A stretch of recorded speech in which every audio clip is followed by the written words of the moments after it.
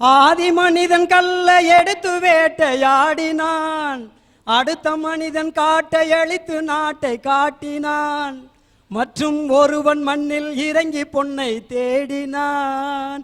நேற்று மனிதன் வானில் தனது தேரை ஓட்டினான், இன்று மனிதன் வெண்ணிலாவில் இடத்தை தேடினான். வரும் நாளை மனிதன் 7 உலகை ஆள போகிறான், வரும் நாளை மனிதன் 7 உலகை ஆள போகிறான். 7 உலகத்தில் சார் 70 உலகத்தை கூட ஆளுவான் மனுஷன். என்னை மாதிரி கணமா டேலண்டா இருந்தா.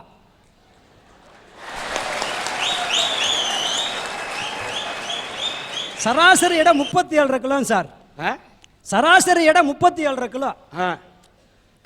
அதாவது சார் இந்த உலகம் தோன்றி 1370 கோடி ஆண்டுகள் ஆகுதுன்னு வரலாறு சொல்லுது சார். இந்த 1370 கோடி ஆண்டுகளா மனுஷன் படைச்ச சாதனையை பார்த்தா அடாடாடாடாடா எவ்வளவு அற்புதம், அதிசயம், விஞ்ஞானம். ஆனா இதை எல்லாத்தையும் அனுபவிக்க முடியாம போச்சேங்கிற ஒரு வேதனை சார் எனக்கு. ஆனாலும் அடுத்த பிறவி மனுஷ பிறவியே எடுத்து சும்மா கலகலகலகலன்னு எல்லாத்தையும் அனுபவிக்கணும்னு ஆசைப்படுறேன் சார். சார் இப்போ எனக்கு வயசு 39. 39வது வயசுல தான் செல்ஃபோனை பார்க்குறேன். என் பையன் முளைச்சி 3 விடல, ரெட்டனை காலை போட்டுக்கிட்டு ஹலோ எனக்கு இந்த எதுக்கு பொண்டாட்டி என்ன சுற்றி வப்பாட்டி பாட்டு போடுங்க ரொம்ப பிடிக்குங்கிறான். இதே வயசில் எனக்கு செல்ஃபோனு கிடையாது. ஒருவேளை எனக்கு இருந்துருந்துச்சுன்னா நான் ஹலோ சில்க் சிமிதாவா, ஹவ் ஆர் யூ, எப்படி இருக்கீங்க, தாராளமாக தான் இருப்பீங்க, இருந்தாலும் நீங்கள் ஆந்திராவில் இருக்கீங்க, நான் திண்டுக்கல்ல இருப்பேன், நீ பேசியிருப்பேன்.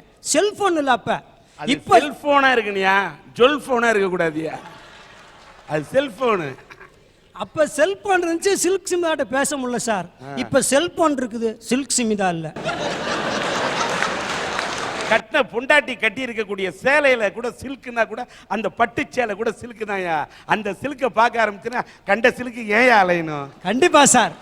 கட்டின புடவை பட்டு புடவையா தான் இருக்குது, முகத்தை பார்த்தா சகிக்கலையே. உள்ளதான் ஒரு நிமிஷம், கண்ணங்கரேர்னு இருக்கிற ஒன்றை கட்டிக்கிறதுக்கே ஒரு பொண்டாட்டி வரக்குள்ள நாம மட்டும் கருப்பா இருக்கணும், ஆனா வர பொண்டாட்டி மட்டும் சிவப்பா இருக்கணும். நம்ம மூஞ்சி மட்டும் எப்படி வேணாலும் இருக்கலாம், கல்லானாலும் கணவனே புல்லானாலும் கணவச்சேன்னு பொண்டாட்டி வாழணும். ஆனா அவங்க மட்டும் அழகா இருக்குன்னு என்னையா பெரிய சட்டம் பேசுறீங்க? இல்ல சார், நீங்க சொல்றதெல்லாம் கரெக்ட் தான். என் சம்சாரம் கருப்புனாலும் விளையாட்டுக்கு சொல்லுங்க எலிசபெத் மகாராணியா நான் நினைச்சு குடும்பம் நடத்திக்கிட்டு இருக்கேன் சார். அது உண்மைதான். அதாவது சார் 4 வயசு பிள்ளை வந்து அவங்க அப்பாட்ட கேட்குது, எப்பா முடி வெட்டுறதுக்கு 150 ரூபா கொடுப்பா அப்படின்னுச்சு. ஏமா ஆளுகளை வெட்டுறதுக்கே அவ்வளோதானம்மா கேட்குறேன் அவங்க அப்பா. ஏன்னா ஒரு மாதிரி மாடலை வெட்டி விடுறான். என் வயசில் அப்படிலாம் வெட்ட முடியல, அன்னியன் மாதிரி வெட்டி விடுறான். நான் சின்ன பிள்ளை போயிருந்தேனாக்கா ஏண்டா சப்பி போட்ட மாங்கோட்டை மாதிரி இருக்குது உனக்கு அன்னியன் சேரான்னு குறவலையோட வெட்டியிருப்பேன். ஒரு முடி கூட என்னையால் சுதந்திரம் அந்த நேரம் வெட்ட முடியல சார். சார் இன்னைக்கு இருக்க பள்ளிக்கூடத்தில் படிக்கிற குழந்தை எவ்வளோ சந்தோஷமா இருக்குது தெரியுமா? ஆனால் எங்களால் படிக்கிற பப்பிலாம் இருக்க முடியல. வாத்தியார் உள்ள நுழைஞ்சாருன்னா அப்படியே ட்ரௌசர் ஊரா நினைச்சிடும், வெட்ட வெட்ட வெட்ட வெட்ட வெட்டன்னு ஆடி. ஆனால் இப்போ இருக்கிற பையன் வாத்தியார் வராரு, சார் வணக்கம் சார் தீப்பிட்டி வச்சிருக்கீங்களா அப்படிங்கிறேன். ஏய் வாத்தியாட்ட அதெல்லாம் வர்றப்பே வாங்கிட்டு வர்றது இல்லையா அப்படிங்கிறார். இப்படி சந்தோஷமா எங்களெல்லாம் அனுபவிச்சு இருக்க முடியல சார். ஆனா மறுபடியும் ஒரு மனித பிறவி எடுத்து நிச்சயம் எல்லாத்தையும் அனுபவிச்சு மகிழ்ச்சியா வாழ்ந்தா சார் என்னுடைய ஆசை. இளமை பொழுதுனாலே இனிமை பொழுதுன்னு சொல்லுவாங்க சார். நாங்கள்லாம் இளைஞர்களா இருக்கப்ப இவ்வளவு சந்தோஷமா இருக்க முடியாது. ஒரு சந்தோஷமான பாட்டை கூட பாட முடியாது. எதிர்த்த வீட்டில் அப்படியே மும்தாஜ் மாதிரி அழகா இருப்பாங்க, பீச்சக்கண்ணில் கூட பார்க்க முடியாது. அப்படியே பார்த்தாலும் கதா காலட்சேபத்தை சொல்லிட்டு செவனே இங்கிட்டு திரும்பிக்கணும். ஆனால் இப்போ இருக்கிறவன் மலமலமலன்னு போனோடனே காலிங் பல் அடிச்சு எழுத்த விட்டு பிள்ளைகிட்ட மதுரைக்கு போகாதடி அங்க மல்லிப்பூ கண்ண வைக்கும், தஞ்சாவூர் போகாதடி தலை ஆட்டாம பொம்மை நிற்கும் அப்படின்னு பாடுறேன். அவங்க அம்மா பார்த்துட்டு இவ்வளோ அழகா பாடுறான் பாரு, பிக்கப் பண்ணுறா, சந்தோஷமா சொல்லிக்கிட்டு இருக்காங்க. எங்களுக்கு அப்படியெல்லாம் வாய்ப்புகள் கிடைக்கல சார். கட்டுரை எழுதுறானா கதை எழுதுறானா இல்லையா, கலர் கலராக இன்னைக்கு லவ் லெட்டர் எழுதி தள்ளிக்கிட்டு இருக்கான் சார். இப்படி ஒரு பையன் எழுதிக்கிட்டு இருந்தான், என்ன எழுதுறான்னு வாங்கி பார்த்தா அவ்வளவு பிரமாதமாக எழுதியிருக்கான் சார். கண்ணே கனியமுதே கனிந்து விட்ட பனிப்பழமே பல கடிதங்களை எழுதிவிட்டேன், இறுதியாக என் ரத்தத்தை மையாக்கி என் விரலை பேனாவாக்கி இந்த கடிதத்தை எழுதுகிறேன். உனக்கு பிடித்திருந்தால் உடனே மறுகடிதம் எழுது, இல்லை என்றால் உன் தங்கையிடமாவது கொடுத்து விடு, இல்லைன்னா அவங்க சின்னம்மா மக இருந்தா கொடு. இல்லாட்டி அவங்க பெரியம்மா மகா இருந்தால் கொடு, யார்கிட்டையாவது கூட 2 நாளில் பதில் வரணும்னு முடிச்சான். கரெக்டாக 2 நாளில் வந்துச்சு. வீச்சாடுவாளோட அவங்க அப்பா வந்தார், கையை தண்டி மீசையோட. மொட்டமல்லன்னு பயலுக்கு அப்படி விளாண்டுக்கிட்டு இருந்தால் வரணுன்னு பூரா பூரா பேண்ட்டு நனைஞ்சு போச்சு. எவன்டா என் மகனுக்கு லவ் லெட்டர் எழுதுனது? டேய், யாரா என் மகனுக்கு லவ் லெட்டர் எழுதுனது அப்படின்னு. டேய் சொல்கிறா மாப்பிள்ள, 10 பைய கையை விழுந்துரும் போல இருக்குட்டே சொல்கிறா அப்படின்னு. முன்னால் எழுந்திரிச்சுவேன், சார் நான் தான் சார் எழுதுனேன். நீ தான் என் மகனுக்கு லவ் லெட்டர் எழுதுனியா? ஆமாங்க சார். ரொம்ப அருமடா, இந்தடா என் மக பதில் லெட்டர் எழுதிச்சிடாங்க. அவ்வளோதான், பையன் அங்கிட்டு போயிட்டு அவன் எங்கிட்ட ஆரம்பிச்சிட்டாங்க. சலக்கு சலக்கு சரிக சேல சலக்கு சலக்கு. சூப்பராக போய்கிட்டு இருக்குதியா கதை. சார் என்னுடைய குடும்பம் ஒரு சின்ன குடும்பம் சார், ஒரு சின்ன குடும்பம். எல்லாம் மனைவிமார்களுக்கு 1/2 டஜன் வளையல் 1 டஜன் வளையல் கையில் போட்டு அழகு பார்ப்பாங்க சார். ஆனால் எங்கள் அப்பா வளையல் போடல, 1 டஜன் பிள்ளைகளை கோர்த்து விட்டார். 12 பிள்ளைய சார் என் கூட பிறந்தவங்க. சும்மா கோழி குஞ்சு ஒரிச்ச மாதிரி பொறிச்சு தள்ளினாரு.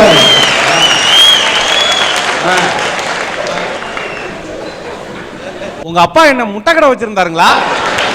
நல்ல கேள்வி. எங்க அப்பா முட்டை கடை வைக்கலங்க, கோழி பண்ணையே வச்சிருந்தாரு. அங்க இருந்த ட்ரைனிங் தான். எங்க வாத்தியார் காட்டாரு, ஏண்டா என்னடா 12 பிள்ளைகளை உங்க அப்பா பெத்தாரு இப்படி சார். எங்க அப்பா ஒரு யதார்த்தவாதி சார். ஆமா, குடும்பத்தை உருவாக்க சொன்னால் ஒரு கிராமத்தை உருவாக்கி தந்தார் எங்க அப்பா. குடும்பத்தை உருவாக்க சொன்னால் எல்லாம் கிலோ கணக்கில் அரிசி தான் வாங்குங்க வீட்டில். எங்க வீட்டில் உப்பே ஒரு நாளைக்கு 1.25 கிலோ ஆகும். இப்படி திருவிழா தருக்கெல்லாம் கிளம்புனோம்னா ஒரு தாய் மக்கள் நாமல் திருவிழாவில் இருக்கேன் பூரா பார்ப்பேன். என்னடா 4 ஊர் சேர்ந்து ஒன்னா வருது. ஐஸ் கிடக்குற ஐஸ் ஐஸ் ஐஸ்னு வர்றாரு. எப்பா ஐஸ்? ஏய் வேணாம்டா, தாங்காதுடா, ஐஸ் ஃபேக்ட்ரியை தாண்டா உண்டு பண்ணனு அப்படின்ட்டு 2 ஐஸை வாங்கி எங்கள் பெரிய நண்டை கொடுப்பாரு. அவர் 4 சப்பு சப்பி அடுத்தண்ணே, அவர் 4 சப்பு சப்பி அடுத்து, அப்படி 4 சப்பி ஏன்ட்ட வர வேற பெரிய குச்சினே வரும். 1 வருஷம் கழிச்சு கவர்மெண்ட்லேருந்து 4 அதிகாரி வந்தாங்க எங்கள் வீட்டுக்கு. இது வேணாங்க, இப்படியா வரிசையாக அடுத்தடுத்து ஒரு பிள்ளைக்கு இன்னொரு பிள்ளைக்கு இடையில கேப்பு விடுங்க. சரிங்க, ரொம்ப நன்றிங்க புத்திமதி சொன்னதுக்குன்னு போயிட்டார். வேலைக்கு போயிட்டு சாயந்தரம் வந்தார். கதவை திறந்தாருவார். மணி நைட்டு 9 மணி. பூரா படிக்கல மாதிரி வரிசையாக நெருக்கி படுத்து கிடந்தாங்க. இங்கே வாமா, ஏமா அக்கப்போர் பண்ணுற, ஒரு பிள்ளைக்கு இன்னொரு பிள்ளைக்கு இடையில கேப்பு விடணும் மாமா. உனக்கு அங்கே போடுமா, உனக்கு இங்கே போடு, நடுவில் பாய வரி தொப்புன்னு லைட் ஆஃப் பண்ணாருவார். 10 மாதம் கழிச்சு ரெட்டை. சார் இப்போ இந்த பழனி அரட்டை அரங்கத்துக்கு வர்றப்போ கூட எங்கள் வீட்டுக்காரம்மா சொன்னாங்க, ஏங்க பழனியில் அரட்டை அரங்கம் நடக்குதுன்னா குடும்பத்தோடு போகலாம்னு. வேணாமா, குடும்பத்தோடு கிளம்பணும்னு போய் 4 ரயில் விட்டாலும் ரயிலுக்கு பின்னால் பாதி பேதி ஒடியாரண்ணே பேசாமல் விட்டு இந்துக்களை நம்ம குடும்பத்துக்காக ஒரு அரட்டை அரங்கத்தை போட சொல்லிடலாம் அப்படின்ட்டு. இவ்வளவு பெரிய குடும்பத்தில் பிறந்து எவ்வளவு கஷ்டம் இருக்குது நஷ்டம் இருக்குது சார். இந்த 1000 கல்யாணம் பண்ணி ஒரு பொய்ய சொல்லி கல்யாணத்தை முடிக்கணும்னு சொல்லுவாங்க சார். எங்கள் அம்மா 9000 பொய் சொன்னாங்க. ஏன்னா எனக்கு முன்னால் 9 பேர் பூரா கல்யாணம் பண்ண வச்சுட்டு எனக்கு கல்யாணம். ஏண்டா கல்யாணத்தை முடிச்சுக்க சட்டு புட்டுன்னு, பொண்ணை நான் பார்க்குறியா இல்லை நீ பார்க்குறியா? நான் பார்க்கட்டேன். இல்லைம்மா, குடும்பம் நடத்த போகிறது நானே பார்த்துக்கிறேன்ட்டு டக்குன்னு மதுரைக்கு போனேன் சார். ட்ரெயினை விட்டு இறங்கின உடனே அடாடாடாடாடா, உண்மையிலே அப்படியே நம்ம தமிழ் கலாச்சாரத்தை கடைபிடிக்கிற ஒரு பொண்ணு அழகாக போய்க்கிருந்துச்சு. ஆஹா, மதுரை மீனாட்சியே கண்ணை திறந்துட்டாங்கன்னு அப்படியே போனேன் சார். என்னடி ராக்கம்மா வல்லாக்கு நெளிப்பு என் நெஞ்சு குலுங்குதடி, சிறு கண்ணாடி மூக்குத்தி மாணிக்க செவப்பு மச்சான இழுக்குதடி அப்படின்ட்டு போனேன். திரும்பமான வாக்குறேன், திரும்பவே இல்லை. அது மதுரை டவுன் ஹால் ரோட்டில் நேராக மீனாட்சி அம்மன் கோயில் நோக்கி போய்கிட்டு இருந்துச்சு. சரி போகட்டும் போட்டு, என்ன கோயிலுக்கு தானே போவாங்கன்ட்டு கோயிலுக்கிட்ட போய் பிடிக்கலான்னு பார்த்தேன். உள்ளே போயிட்டாங்க சார். சரி போட்டு போய் சாமி தரிசனத்தை முடிச்சுட்டு வரட்டேன், அப்புறம் நேராக பேசிக்குவோம்ட்டு அப்படி கோயிலுக்குள்ளே போயிட்டு சாமியை கும்பிட்டு திரும்பினாங்க பாருங்க. அப்போ தான் தெரிஞ்சு யாருன்னு. ஊரோரம் புளியமரம் ஒளிச்சுக்கிட்டா சல நான் பிறந்தது மதுரையில் மாறினது பம்பாயில் அப்படின்னு. ஏய் என்னன்னுச்சு கொய்யாலன்னு அங்கே பிடிச்ச ஓட்டணும். ட்ரெயின் பஸ்ஸை எதுவும் பிடிக்கல சார். பின்னங்கால் பட்டறையில் அடிக்க திண்டுக்கல் மலைக்கோட்டையில் தான் வந்து நின்னேன். நம்மள்கிட்ட போய் சொன்னேன், அம்மா பெத்துட்ட, உங்களே மாதிரி எனக்கு ஒரு நல்ல வாழ்க்கை தோழனுமா, நீயே பார்த்து முடிச்சிடுமான்னு. எங்கேயும் போவேனா, என் தம்பி மக அழகா லட்சணமாக இருப்பா, கட்டிக்கிட்டீன்னா நம்ம குடும்பம் மாதிரியே நீயும் சந்தோஷமாக இருக்கலாம்டானுச்சு சார். ஒன்றும் பேசலை. பேசாமல் எங்கள் தாய் மாமனை பொண்ணை முடிச்சுக்கிட்டு இன்னைக்கு 11 வருஷம் ஆயிடுச்சு சார். அடிக்கடி கரண்ட் கட்டாங்க. கரண்ட் கட்டானா டப்புன்னு வெளியே கிளம்பிடுவேன். இதே ஒரு வயதை விட்டு மாதிரி அடுத்த வரவில் அப்புறம் பார்ப்பேன் பொறிச்சு தள்ளுறதா அப்படின்ட்டு இன்னைக்கு உண்மையிலேயே சொல்கிறேன், நிறைஞ்ச வாழ்க்கை வாழ்ந்துக்கிட்டு இருக்கேன். என்ன அப்படியே ஒரு இன்பமான வாழ்க்கை அடைய முடியலன்னு ஒரு சின்ன விரக்தி இருக்குது. எங்கே போயிட போகுது இந்த உலகம்? அடுத்ததில் பிக்கப் பண்ணி ஒரு சூப்பரான என்ஜாய் பண்ணக்கூடிய இளைஞனா பிறந்து எல்லாத்தையும் மகிழ்ச்சியாக வச்சிருப்பேன்னு சொல்லிட்டு இந்த வாய்ப்புக்கு நன்றி கூறி முடிக்கிறேன் சார்.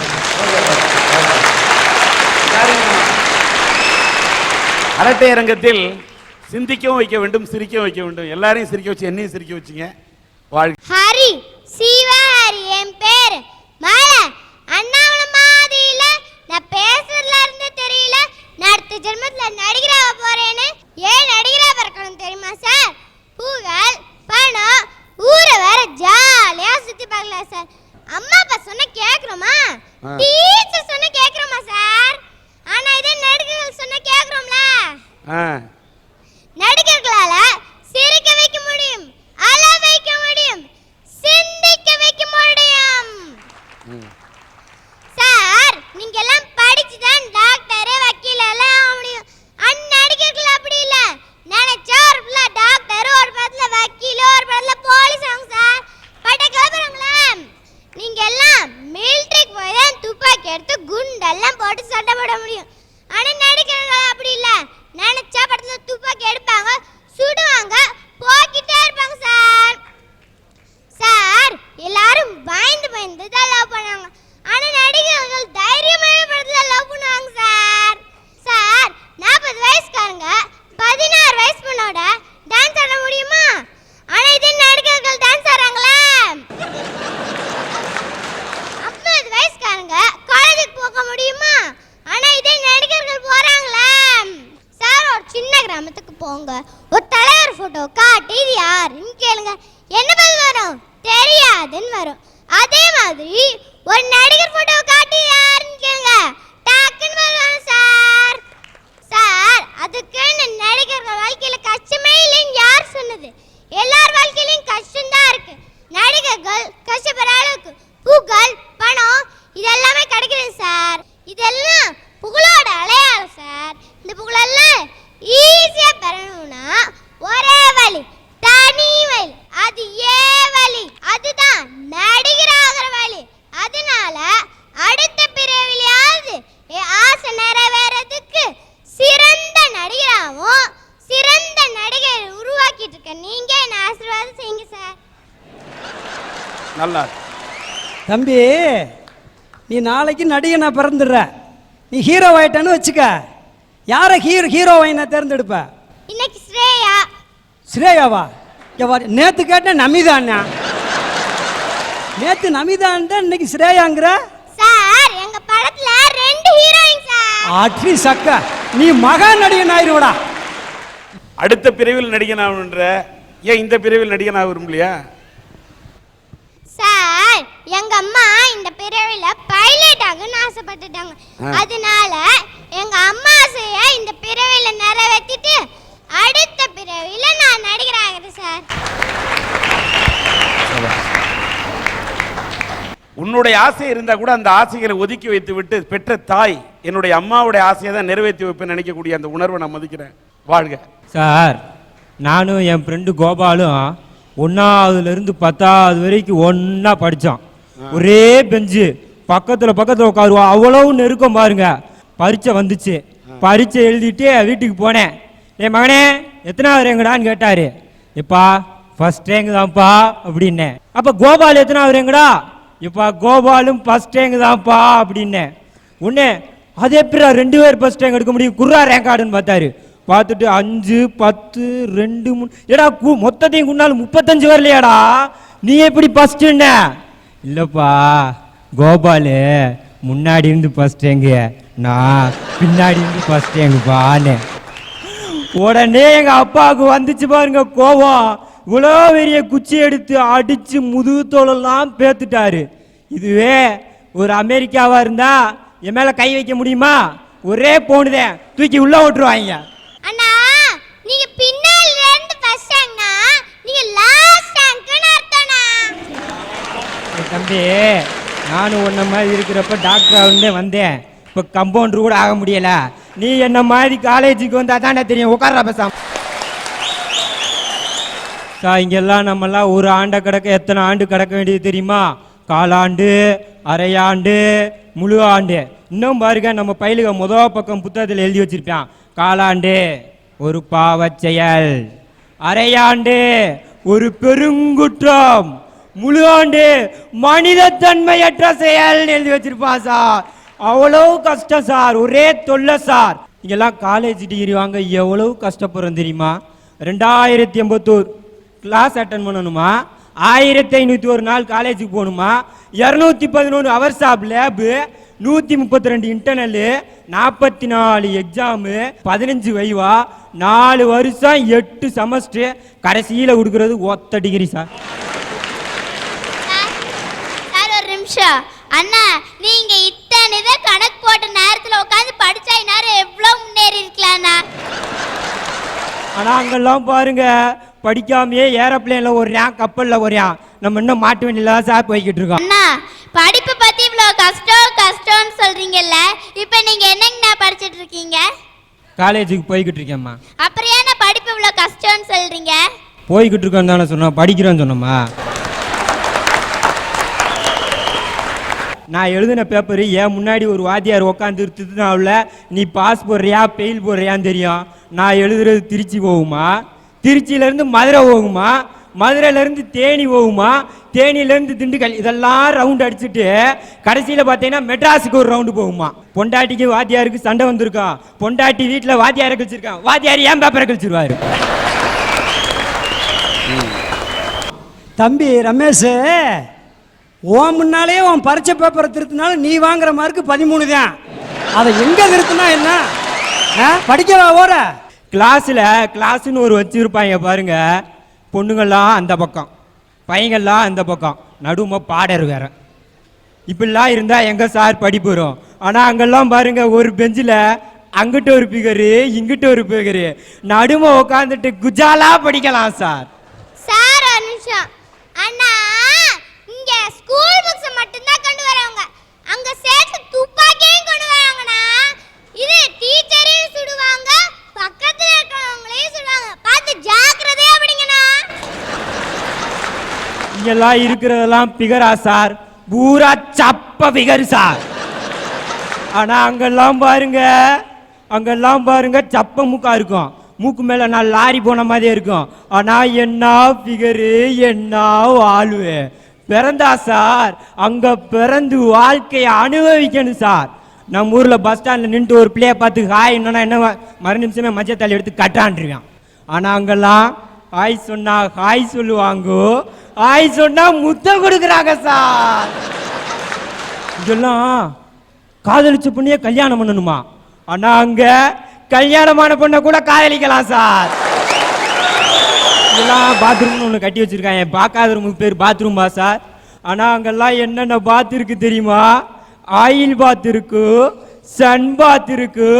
நம்ம அக்கா மக்கள்லாம் காலையில் 8 மணிக்கு ஒரு கர்ச்சிப்பை 2ஆ கிழிச்சு ஜக ஜக ஜக ஜக ஜகன்னு போவாங்க சார். அங்கே பிறந்து வாழ்க்கையை அனுபவிக்கணும் சார்.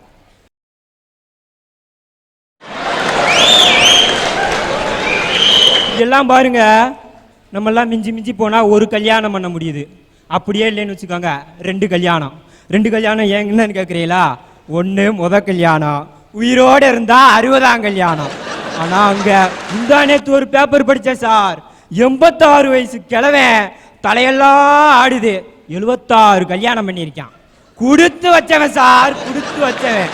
பிறந்தா அடுத்த ஜென்மத்தில் அமெரிக்காவில் போய் பிறக்கணும். அப்படி இல்லைன்னு வச்சுக்கோங்க அந்த கிழவனுக்கு பேரனா வச்சு பிறக்கணும். தம்பி ரமேஷ், வெளிநாட்டில் 75 கல்யாணம் பண்ணாலும் பிள்ளைய 4 தான் இருக்கேன். ஆனால் இங்கே ஒரு கல்யாணம் பண்ணாலும் 2.5 டஜன் போயிருதே. அங்கெல்லாம் சிக்கலாக இருக்குது. என்னப்பா அங்கே போனால் நிறைய கல்யாணம் பண்ணிக்கலாம்னு நினைக்கிறேன். ஆமாம் சார். ஒன்னே ஒன்று சொல்கிறேன், அங்கே போனால் அமெரிக்கான்ற இங்க இந்தியாவுல இருந்தீங்கன்னா இந்திய கலாச்சாரம் தமிழ்நாட்டு கலாச்சாரத்துல கல்யாணம் பண்ணானா ஓம் பொண்டாட்டி இருப்பா. அங்க கல்யாணம் பண்ணா ஓம் பொண்டாட்டி. ஃப்ரிட்ஜை திறந்தா நம்ம வீட்டில் என்னென்ன இருக்கும்? மிஞ்சி மிஞ்சி போனால் கூல்ட்ரிங்க்ஸ் இருக்கும், தண்ணி இருக்கும்.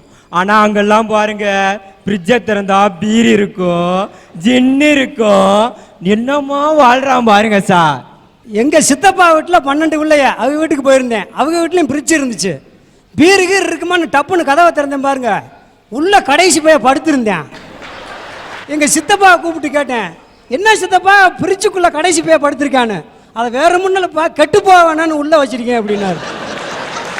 பேசாம உங்க சித்தப்பனை தூக்கி உள்ள வச்சிருந்தா பிரச்சனையா இருந்திருக்காது. அதனால் அடுத்த ஜென்மம்னு ஒன்று இருந்தா சார், பிறந்தா சார், எங்க அப்பா எங்க அம்மா ஆயா பக்கத்து வீட்டு பாட்டி எல்லாரும் குடும்பத்தோட போய் அங்க பிறக்கணும் சார். நான் சைட் அடிக்கிறேன் ஒரு பிள்ளை, அந்த பிள்ளைய அங்க பிறக்கணும். ஆனா ஒரே ஒரு கண்டிஷன் சார், அவன் அப்ப மட்டும் அங்க பிறக்கக்கூடாது சார்.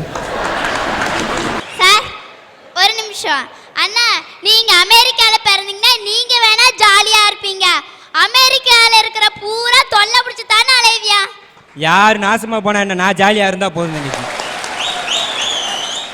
நான் மட்டும் ஜாலியா இருந்தா போதுன்னு நினைக்கக்கூடிய ஒன்ன மாதிரி ஆளு இந்தியாவில பிறக்காம அமெரிக்கால பிறக்கிறது நல்லது. ஐயா இவங்கெல்லாம் இருக்கிறத விட்டுட்டு பறக்கிறத பிடிக்க ஆசைப்படுறாங்க. நான் விவேகானந்தரா பிறக்கிறேன், அரசியல்வாதியா பிறக்கிறேன் சொல்றாங்க. அதெல்லாம் அடுத்த பிறவில தானே. இந்த பிறவில என்னத்தை சாதிச்சாங்க? நம்மளா இருந்து சந்தோஷப்பட்டு வாழணும். அதுக்கு நான் ஒரு கவிதை சொல்றேன் சார். நேற்று என்பது உடைந்த பானை, நாளை என்பது மதிமேல் பூனை, இன்று என்பது கையில் உள்ள வீணை. அந்த வீணை மீட்க தெரியாதன பத்தி நம்ம எதுக்கு சார் கவலைப்படணும், கஷ்டப்படணும், வேதனைப்படணும்? என்ன பாருங்க, நான் எவ்வளோ அழகா இருக்கேன். நானே இவ்வளோ அழகுனா எங்க அம்மா, எங்க அப்பா, என் தம்பி, ஏங்க சார் நீங்க இங்க இருக்கிற எல்லாரும் எவ்வளோ அழகு சார். நான் அந்த அழகான பூந்தோட்டத்துல நந்தவனத்துல ஜாலியா என்ஜாய் பண்ணிட்டு இருக்கேன் சார். ஐயா இப்ப ரோட்ல ஒரு வாழைப்பழத்தோல் கிடக்குது. மனுஷன் 3 விதமா சிந்திப்பியான். என்னன்னு பாத்தீங்கன்னா, எனக்கு என்னன்னு போறவன்னு இருக்கிறியா, யாரு வழுக்கி விழுந்துடக்கூடாதுன்னு சொல்லி அதை எடுத்து ஓரமா போடுறவனு இருக்கான்ல சார். எனக்கு தேவை அந்த எடுத்து ஓரமா போடுறவனோட எண்ணம் தான் சார் எனக்கு தேவை. எல்லா விஷயத்திலையும் எல்லாத்துக்கும் அடுத்தவங்களுக்கு உதவி செஞ்சு அவங்க படுற சந்தோஷத்துல நான் சந்தோஷப்பட்டு வாழ்ந்து இப்பிறவியே சாதிச்சு காமிப்பேன் சார், சாதிச்சு காமிப்பேன். சபாஷ்.